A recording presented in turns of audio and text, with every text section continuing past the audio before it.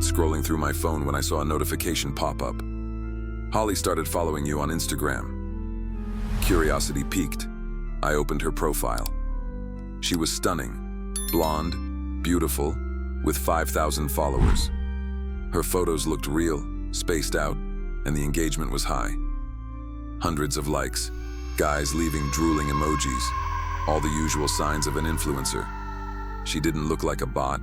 She seemed genuine, and for some strange reason, I didn't hesitate to follow her back. Moments later, I received a message from her. "Hey, I don't do this often, but I thought you were really cute." The message was friendly, not overly forward. I replied, thinking she seemed nice. As the conversation continued, we talked about everything from high school to fitness, building a connection that felt strangely easy. After a bit, she shared her number, and we arranged to meet the next evening.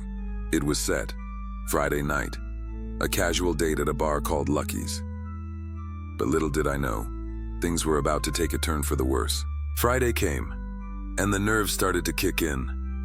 This wasn't a typical date for me, meeting someone straight from Instagram. But she was gorgeous, and I was excited. I drove to Lucky's, parked, and waited for her message or call. But instead of telling me she had arrived, she sent a text saying her car had broken down and she needed a ride. I was confused. I tried calling her, but she didn't pick up.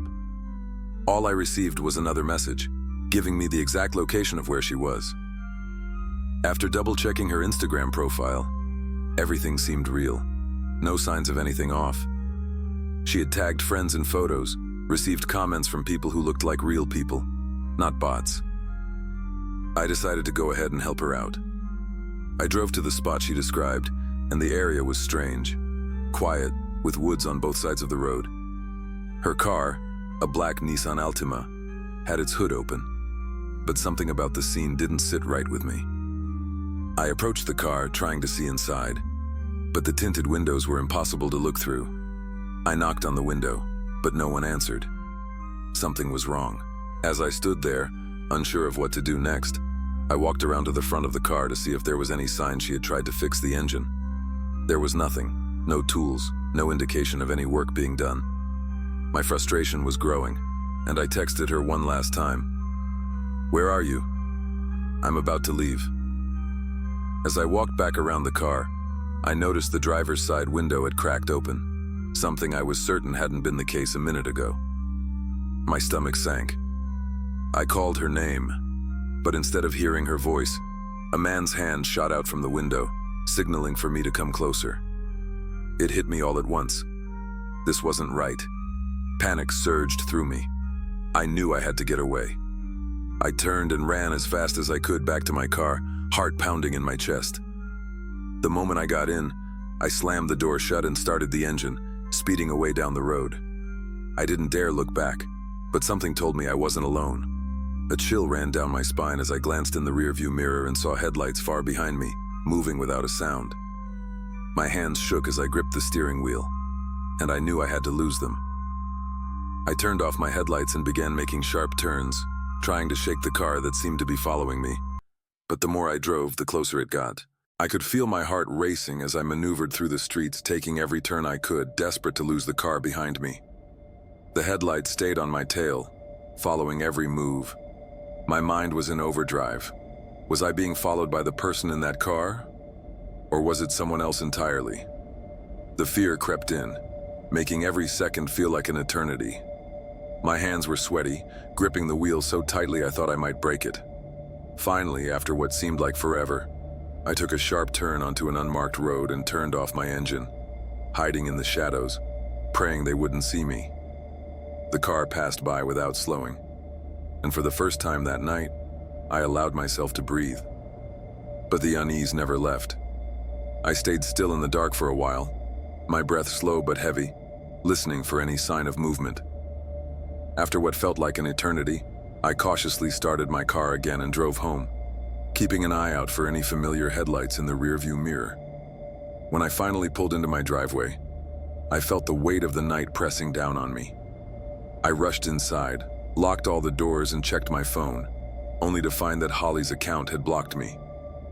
That's when I realized something was terribly off. The profile had seemed so real, so authentic, but now it was clear.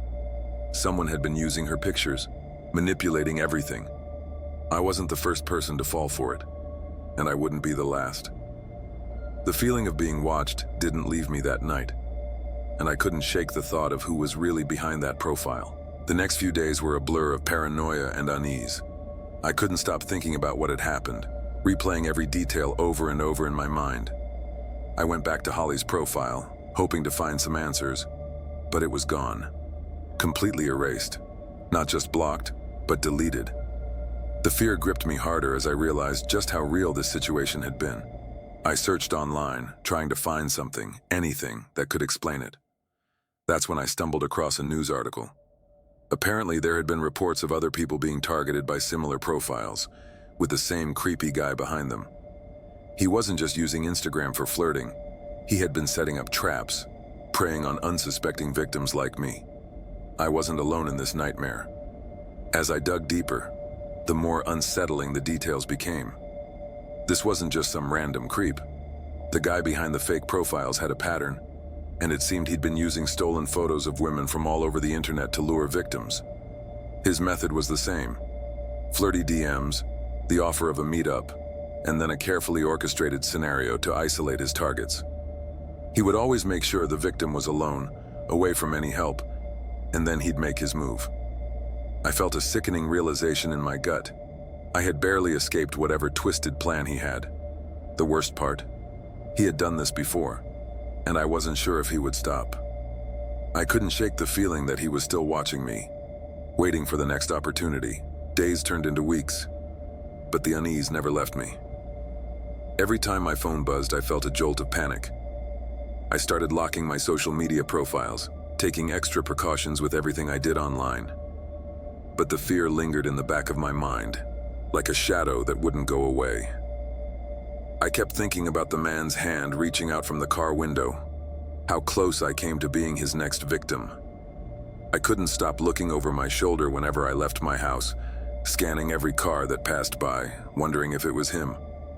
My life, once so simple and carefree, had become a constant state of alert. I couldn't help but wonder, was he still out there, waiting for his next chance? It wasn't until months later that I finally learned the truth. I discovered that the girl, Holly, wasn't just a victim of the man's sick scheme. She was part of it. Her identity had been stolen, her pictures used to lure unsuspecting people like me into his trap. The man behind it all was caught in a sting operation, arrested for multiple instances of online manipulation and stalking. I couldn't shake the horror of knowing that I had come so close to being his next target. But even now, every time I log into social media or meet someone new, a part of me wonders if it's really them, or if it's someone else behind a fake profile, just waiting for the right moment. The fear of being watched, of not knowing who to trust, is something I'll never shake off.